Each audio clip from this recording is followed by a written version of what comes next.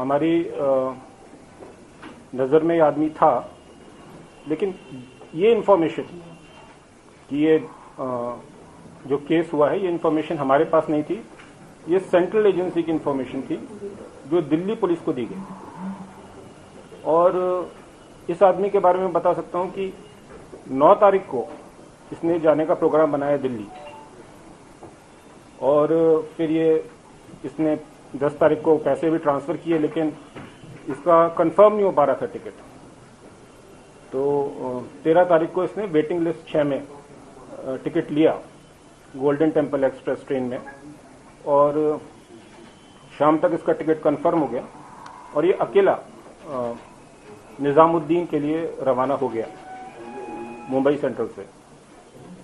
इसको रास्ते में जब ट्रेन कोटा पहुंची तो इसको अरेस्ट किया गया। इसके पास कोई एक्सप्लोजिव्स नहीं मिले, इसके पास कोई वेपन नहीं मिला। जो भी इंफॉर्मेशन है वो दिल्ली पुलिस के पास है।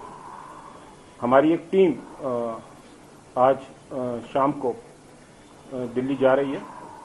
इसको जान मोहम्मद को इंट्रोगेट करेंगे और जो भी इंफॉर्मेशन दिल्ली पुलिस के पास है वो हम लेकर आएंगे। हमारे पास जो इंफॉर्मेशन है वो हम दिल्ली पुलिस को देंगे और देखते हैं फिर ये केस आगे कैसे बढ़ता है। Thank you.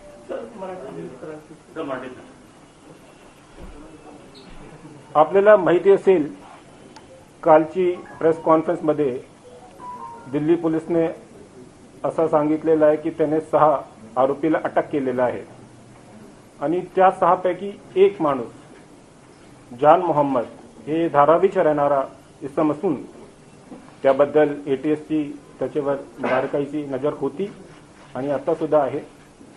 आणि हा माणूस त्याचे जुने कॉन्टॅक्ट होते डी कंपनीशी, ते फार जुने होते, जवळजवळ 20 वर्ष आधीचे संबंध होते। सध्या त्याची काय परिस्थिती बरोबर नव्हती, आर्थिक परिस्थिती, आणि तो धारावीमध्ये राहायचे झोपडपट्टीमध्ये। 9 तारखेला त्याने असा 13 तारखेला जायचे असा प्रोग्राम त्याने एक ट्रॅव्हल एजंटला विनंती केली की मला 13 तारीखचा तिकीट द्या। तर तिकीट उपलब्ध नसून त्याने तात्काळमध्ये तिकीट घेतला। तात्काळमध्ये सुद्धा त्यांची वेटिंगमध्ये मिळाला, परंतु 13 तारखेला संध्याकाळीपर्यंत त्याचा तिकीट कन्फर्म झाला आणि ते स्लीपर क्लासमध्ये आता S6 बोगीमध्ये होता, बर्थ नंबर 2 त्याचा होता। आणि तिथे ज्यावेळी ट्रेन कोटा पोहोचली राजस्थानमध्ये, तेव्हा त्याने दिल्ली पोलिसने अटक केलं।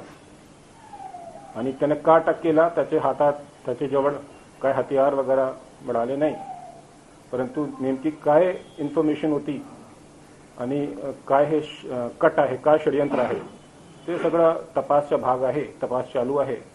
आणि आपली एटीएसची एक टीम आता संध्याकाळी दिल्लीकडे रवाना होत आहे।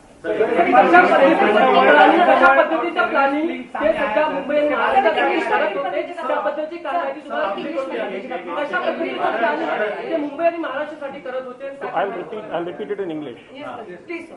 Okay. So, as you are aware, on yesterday, Delhi police had a press conference in which they explained that 6 accused have been arrested in a terrorist case.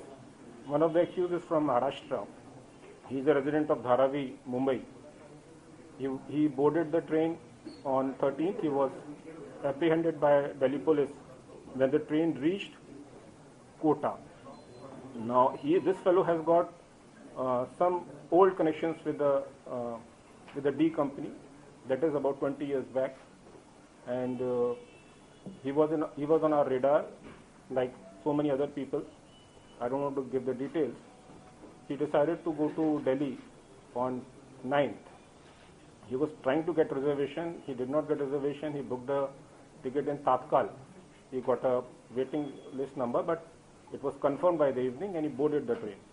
When he boarded this Golden Express train, he was alone. He had some luggage, but there was no weapon, there were no explosives. And when the train reached Kota, he was apprehended by Delhi police. At the time of his arrest, there were no weapons or there were no explosives. What exactly the information is with them, what is the case, what is the conspiracy, that is with the Delhi police to tell us.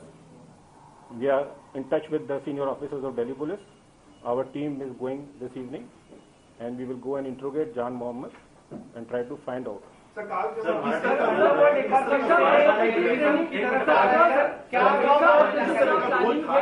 Company के साथ साफ तौर पे ये handler था या ये किस तरह का लॉजिस्टिक किस तरह के इसका रोल और कंपनी का अभी नेटवर्क कैसा है? अंडरवर्ल्ड टेररिज्म की तरफ फिर से दिखाई दे रहा है सर। इसके आपकी लास्ट में क्या बात आई? नहीं, अंडरवर्ल्ड का क्या आज की तारीख में कितना होल्ड है हम सबको पता है, लगभग शून्य के बराबर है। ATS is fully in control and we have got free hand from Home Minister and Chief Minister to do anything and everything that is required to take action against the terrorists. So there is absolutely nothing to say that कि underworld का कोई control है. It is just that कि this case started from Delhi और दिल्ली से अभी इसको मुंबई तक आता डेवलप होता उससे पहले ही has been arrested. So we have nothing to say at the moment except that whatever Delhi police has told us.